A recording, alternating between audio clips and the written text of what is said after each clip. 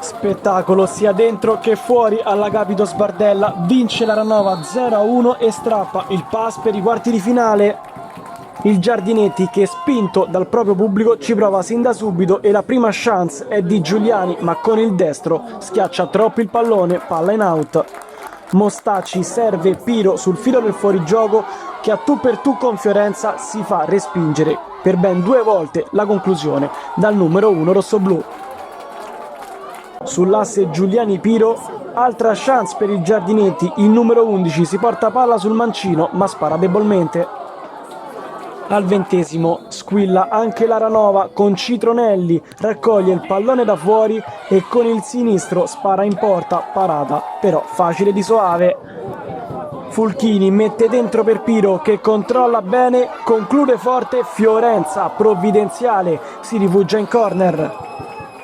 Sale in cattedra l'Aranova, Nuccorini ci prova su calcio di punizione, con il mancino prova a sorprendere Soave che in maniera seppur imperfetta si rifugia in corner.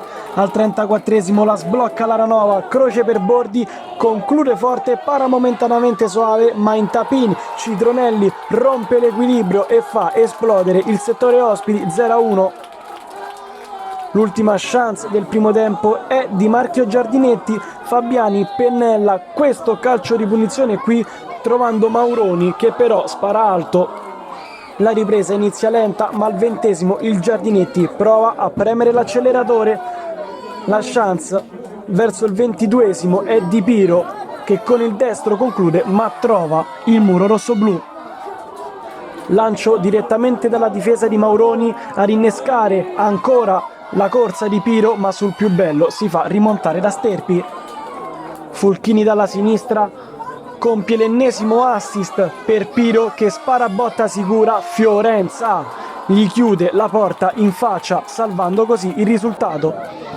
Alla mezz'ora si fa vedere avanti anche l'Aranova, sul calcio d'angolo di Rodofili Di Battista rimette dentro il pallone trovando però la difesa biancorossa. L'Aranova termina il match anche in 10 uomini per questo fallo ingenuo di Sterpi su Piro che gli costa la doppia ammonizione. L'Aranova finirà la partita in 10, ma seppur con un uomo in più il Giardinetti non riuscirà mai a livellare il match. L'ultima occasione è di Fabiani che trova la deviazione decisiva di Pompili. Termina forse troppo presto l'avventura del Giardinetti in questi playoff, l'Aranova invece avanza ed accede al prossimo turno dove ad attenderli ci sarà la Dor Tre Teste di Giovanni Greco.